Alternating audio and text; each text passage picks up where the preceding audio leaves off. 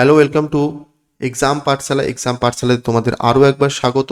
আজকে WP KP এবং SSC group C গ্রুপটির যে পরীক্ষাগুলো হতে চলেছে সেই পরীক্ষাগুলোর উপর বেস করে সেই পরীক্ষাগুলোর জন্য ডাব্লিউপির ওয়েস্ট বেঙ্গল বা গভর্নমেন্টের যে প্রিভিয়াস ইয়ার আছে সেই প্রিভিয়াস ইয়ারের প্রশ্নগুলোর উপর বেস করে আজকে ডাব্লিউপি কেপি এবং এসএসসি গ্রুপ সির মক টেস্ট করাবো।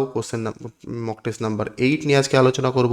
যারা 1 থেকে 7 এখনও পর্যন্ত দেখোনি তারা অবশ্যই 1 থেকে 7 পর্যন্ত ভিডিওগুলো দেখে নেবে। প্রথমে বলে রাখি, আমাদের অফলাইন যে ব্যাচগুলো চলছে সেগুলি ফারাক্কা এবং মালদাতে চলছে। 8910961548 এই নাম্বারে ফোন করে তোমরা ডেমো ক্লাসের জন্য যোগাযোগ করতে পারো। অফলাইন ব্যাচে যারা ভর্তি হবে তারাই একমাত্র যোগাযোগ করবে। এবং এছাড়া আমাদের আবাসিক কোচিং সেন্টার আছে যেটিতে তোমরা থেকে পড়াশোনা করতে পারবে। চলো, প্রথম প্রশ্ন প্র্যাকটিস মক টেস্ট নাম্বার 8-এ বলেছে এ বি সি একটা যৌথ ব্যবসায় অংশীদার, অর্থাৎ এটা পার্টনারশিপ চ্যাপ্টারের প্রশ্ন।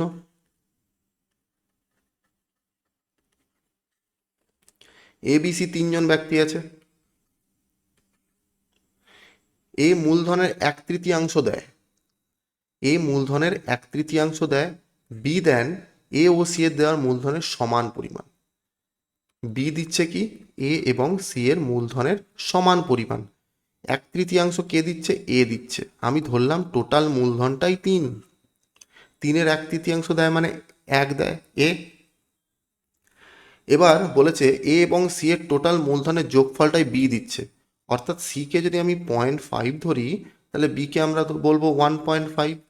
দেখো এ আর সি যোগ করে বি হচ্ছে, আর টোটালটাকে যোগ করে আমরা 3 পেয়ে যাচ্ছি।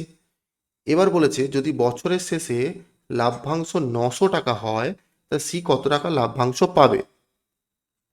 তাহলে এগুলোকে আমরা যোগ করলে কত পাবো? 3 পাবো। এই 3-এর মানটাই কত? 900। 3-এর কত গুণ? 300 গুণ। সি কত পাবে? 0.5, অর্থাৎ 0.5কে যদি তোমরা 300 দিয়ে গুণ করো তাহলে আমরা পাবো কত? 150। অর্থাৎ অপশান সি হবে সঠিক অ্যান্সার। কোশ্চেন নাম্বার 2, এ কোনো কাজ 10 দিনে করতে পারে, বি কাজটি করতে 12 দিন সময় লাগে এবং সি কাজটি করতে 15 দিন সময় লাগে। তারা একসঙ্গে কাজটি শুরু করলো, কিন্তু কাজ শুরু করার 2 দিন পরে এ চলে গেল। তাহলে এ বি সি তিনজন আছে। এ কত? 10 দিন, 12 দিন এবং 15 দিন। এদের এলসিএম কত হবে? 60। 10 6 60, 12 5 60, 15 4 60। ক্লিয়ার? এবারে বলেছে তারা 2 দিন একসঙ্গে কাজ করেছে, অর্থাৎ 2 দিনে তারা কত ইউনিট কাজ করবে? 6 4 10 5 15। 2 দিনে টোটাল 60 ইউনিট কাজের মধ্যে 2 দিনে তারা কাজ করবে 15 ইউনিট কাজ। ক্লিয়ার? তারপরে বলেছে 2 দিন পর এ কিন্তু কাজ ছেড়ে চলে যায়। কাজ শেষ হওয়ার 4 দিন আগে সি কাজ ছেড়ে চলে যায়, অর্থাৎ 4 দিন আগে বি একা কাজ করেছে। তা 4 দিন আগে যদি বি একা কাজ করে, বি একা 5 ইউনিট কাজ করে, তাহলে শেষ 4 দিন 5 4 20 ইউনিট কাজ করবে। কোথায় পেলাম? 5 ইন্টু 4 করে 20 পেলাম। এই 15টা কোথায় পেয়েছিলাম? 15 ইন্টু, সরি এখানে 30 হবে, এটা 2 করে আমরা 30 ইউনিট কাজ করেছিলাম। তাহলে 30 আর 20 করলে আমরা পেয়ে যাচ্ছি কত? 50 ইউনিট কাজ। বাকি কত কাজ থাকছে? বাকি থাকছে 10 ইউনিট কাজ। এটা কে করবে? এটা বি আর সি মিলে করবে। বি আর সি মিলে 5 আর 4 ইউনিট কাজ করে একদিন, তাহলে 10 ইউনিট কাজ করতে 10/9 দিন সময় লাগবে। ক্লিয়ার? তাহলে টোটাল কত দিন লাগলো? টোটাল মোট সময় লাগলো প্রথমে 2 দিন, তারপরে 4 দিন, তারপরে 10/9 দিন। 4 আর 2 6, 6 লং 54, 10-এ 64, 64/9 দিন সময় লাগলো। অর্থাৎ অপশান সি হবে সঠিক অ্যান্সার। কোশ্চেন নাম্বার 3, দুটি সংখ্যার যোগফল 216, তাদের গসাগু 27, সংখ্যা দুটো কি কি? দুটি সংখ্যার গুণফল সমান লসাগু ইন্টু গসাগু। আমি সংখ্যাগুলোকে ধরে নিচ্ছি, একটা 27x আর একটা 27y। আমরা জানি দুটো সংখ্যার গুণফল সমান সংখ্যা দুটোর গসাগু ইন্টু লসাগু। এবার এখানে সেটা লাগবে না, যেহেতু যোগফল বলেছে 216, তাহলে আমরা যোগ করলাম, যোগ করে লিখলাম 216। তাহলে 27 যদি আমরা কমন নিই তাহলে x প্লাস ওয়াইয়ের মান হবে 216। তাহলে x প্লাস ওয়াইয়ের মান হবে 216/27। 9 3 27, 9 2 18, 9 4 36, 3 8 24, অর্থাৎ 8 পেলাম। এই 8 এমনভাবে ভাঙতে হবে যেন কো প্রাইম নাম্বার পাই, মানে পরস্পর মৌলিক সংখ্যা পাই। একটা 1+7 লিখতে পারি, আরেকটা হচ্ছে 3+5 লিখতে পারি, একটা লিখতে পারি 4+4, আরেকটা লিখতে পারি 6+2। দেখো এরা কিন্তু পরস্পর মৌলিক সংখ্যা নয়, কেন এদের মধ্যে আবার কমন ঢুকে যাচ্ছে 2 করে। একমাত্র এইটা আর এইটা পরস্পর মৌলিক সংখ্যা, অর্থাৎ একটা জোড়া হতে পারে 1x27, 7x27, এটা একটা জোড়া হতে পারে সংখ্যা। আরেকটা হতে পারে 3x27 আর 5x27, এটা একটা জোড়া হতে পারে। এবার প্রশ্ন হচ্ছে আমার কোনটা হবে। দেখো অপশানে যেটা দেওয়া থাকবে সেটা হবে। 27কে 1 দিয়ে গুণ করলে 27 পাবো, 7 7 49 9, 7 2 14, 24 মানে 23, 7 7 4, 7 14, 189, অর্থাৎ এইটা আমার অপশানে আছে, অর্থাৎ অপশান এ হবে সঠিক অ্যান্সার। ক্লিয়ার? কোশ্চেন নাম্বার 4 খুবই ইম্পর্টেন্ট প্রশ্ন, এটা এলসিএম এইচসিএফ চ্যাপ্টারের প্রশ্ন। দেখো পি আর কিউ দুটি সংখ্যার সর্বোচ্চ সাধারণ গুণনীয়ক এবং সর্বনিম্ন সাধারণ গুণিতক এ এবং বি। তাহলে আমরা লিখতে পারি দুটো সংখ্যার গুণফল অর্থাৎ পি ইন্টু কিউ সমান লসাগু ইন্টু গসাগু অর্থাৎ এ ইন্টু বি, এটা লেখা যায়। ক্লিয়ার? দুটো সংখ্যার গুণফল সমান লসাগু ইন্টু গসাগু। এবার বলে দিয়েছে আরেকটা ইনফরমেশন দেওয়া আছে, এ প্লাস বি সমান পি প্লাস কিউ। তোমাকে জানতে চেয়েছে এ কিউব প্লাস বি কিউবের মান কত। এটা যদি ফর্মুলায় ফেলি, এ প্লাস বি এর whole cube minus 3 into A B into A plus B. একে যদি পি আর কিউ আকারে প্রকাশ করি তাহলে এ প্লাস বি মানে পি প্লাস কিউ এর হোল কিউব, 3ab মানে 3p কিউ, আর এটা মানে হচ্ছে পি প্লাস কিউ। এটাকে আমরা লিখতে পারি পি কিউব প্লাস কি কিউ। এটা যদি লিখতে পারি তাহলে এ কিউ প্লাস বি কিউবের মান হচ্ছে P cube plus Q cube, অর্থাৎ অপশান সি হবে সঠিক অ্যান্সার। কোশ্চেন নাম্বার 5, দেখো 1/12.34 এর মান দেওয়া আছে 0.0810।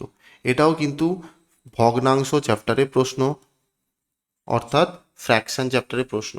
তাহলে আমাকে যেটা বের করতে দিয়েছে 1/0.0001234 এর মান কত। কিভাবে করব? দেখো এইখানে 2 ঘর আছে, এখানে কত ঘর আছে? 1 2 3 4 5 6 7 8 ঘর, আর এখানে আছে 2 ঘর, অর্থাৎ 8 ঘর থেকে আমরা যদি 2 ঘর মাইনাস করে দিই তাহলে 6 ঘর পাবো। দশমিকটা ডান দিকে 6 ঘর সরিয়ে দেব। সরিয়ে দিলে কি হবে? 1 ঘর, 2 ঘর, 3 ঘর, 4 ঘর, 5 ঘর, 6 ঘর, অর্থাৎ দশমিকটা এইখানে পড়বে। এইখানে যদি দশমিক পড়ে এই শূন্য আটটার কোনো দাম নেই, অর্থাৎ 81,000 হবে অ্যান্সার, অর্থাৎ অপশান এ হবে সঠিক অ্যান্সার।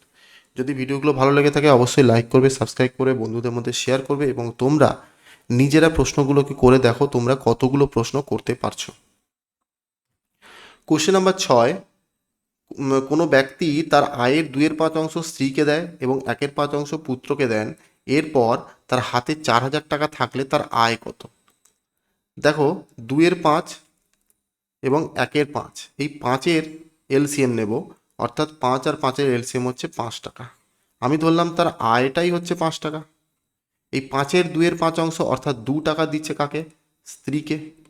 5-এর 1/5 অর্থাৎ 1 টাকা দিচ্ছে কাকে? পুত্রকে।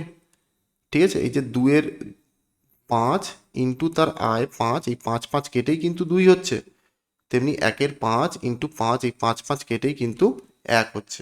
তাহলে টোটাল তারা ডিস্ট্রিবিউট করছে কত? 3 টাকা। ঠিক আছে, তার হাতে কত এখন পড়ে আছে? 2 টাকা। এই 2 টাকাই কোশ্চেনে দেওয়া আছে কত? 400 টাকা, 4,000 টাকা। তা 2-এর মান যদি 4,000 টাকা হয় তাহলে 2-এর কত গুণ? 2,000 গুণ। আমাকে বলেছে আয় কত, অর্থাৎ আয় 5 টাকা। 5-এর যদি আমরা 2,000 গুণ করি তাহলে অ্যান্সার কত হয়ে যাবে? 10,000 টাকা, অর্থাৎ অপশান বি হবে সঠিক অ্যান্সার। কোশ্চেন নাম্বার 7, কোনটির মান ঊর্ধ্বক্রমে আছে? এখানে 4টে অপশান দেওয়া আছে, ঊর্ধ্বক্রমে সাজাতে বলেছে, অর্থাৎ 9/11, 7/8, 5/7। আমরা প্রথমে গ্যাপ বের করব। 9 আর 11-র গ্যাপ কত? 2। 7 আর 8-এর গ্যাপ কত? 1। 5 আর 7-এর গ্যাপ কত? 2। এই যে গ্যাপগুলো বের করলাম 2, 1, 2, এদের আমরা এলসিএম নেব। এলসিএম হচ্ছে কত? 2। তা 2কে যদি আমরা 2 দিয়ে ভাগ করি ভাগফল কত হয়? 1। 1কে 9 দিয়ে গুণ করলে 9। 2কে যদি 1 দিয়ে ভাগ করি ভাগফল হবে 2। 2কে 7 দিয়ে গুণ করলে হবে 14। 2কে যদি 2 দিয়ে ভাগ করি ভাগফল হবে 1। 1কে 5 দিয়ে গুণ করলে হবে 5। এবার বলেছে দেখো, প্রশ্নতে ভালো করে দেখো, লেখা আছে ঊর্ধ্বক্রমে, অর্থাৎ ছোট থেকে বড় সাজাতে বলেছে। ছোট থেকে বড় সাজালে প্রথমে আসবে 5। এই 5টা এসছে 5/7 থেকে। 5/7 এখানে শুরু হয়েছে, এখানে শুরু হয়েছে। তারপরে আসবে 9, অর্থাৎ 9/11 থেকে শুরু হয়েছে। এরপরে আসবে 9/11। তারপরে 14, অর্থাৎ 7/8 আসবে লাস্টে। অর্থাৎ অপশান সি হবে সঠিক অ্যান্সার। কোশ্চেন নাম্বার 8, মান নির্ণয় করো। এটাও কিন্তু রুট 60 চ্যাপ্টারের প্রশ্ন। Square root. দেখো, রুটের মধ্যে রুট যখন থাকবে আমরা শেষ থেকে কিন্তু ক্যালকুলেশনটা করব। 225 কার রুট? আমরা বলবো 15 রুট। তার সঙ্গে 154 যদি আমরা যোগ করে দিই, যোগফল কত হবে? 9, 6, 1। 169-এর রুট করলে কত হবে? আমরা বলবো 13 হবে। তার মানে এখান থেকে এটার মান হয়ে গেল 13। 13-র সঙ্গে যদি আমরা 108কে যোগ করে দিই তাহলে কত হবে? 121। 121-এর রুট করলে কত হয়? 11। অর্থাৎ 11-র সঙ্গে এবার 25 যোগ করব। 25 যোগ করলে হবে কত? 36। 36-এর রুট করলে কত হয়? 6। অর্থাৎ এখান থেকে পুরোটা হয়ে গেল 6। এই 6-এর সঙ্গে যদি 10 যোগ করি হয়ে যাবে 16। তার রুট করলে হয়ে যাবে কত? 4। অর্থাৎ অ্যান্সার হবে option B. Question number 9, 8 litre জলে, এটা মিশ্রণ চ্যাপ্টারের প্রশ্ন। 8 লিটার জলে 32 লিটার দ্রবণে মেশানো হলো, যেখানে 20% অ্যালকোহল ছিল। ওই দ্রবণে অ্যালকোহলের আনুমানিক ঘনত্ব কত ছিল? ঠিক আছে, 8 লিটার জল 32 লিটার দ্রবণে মেশানো হলো, 20% অ্যালকোহল। 32-এর 20% কত?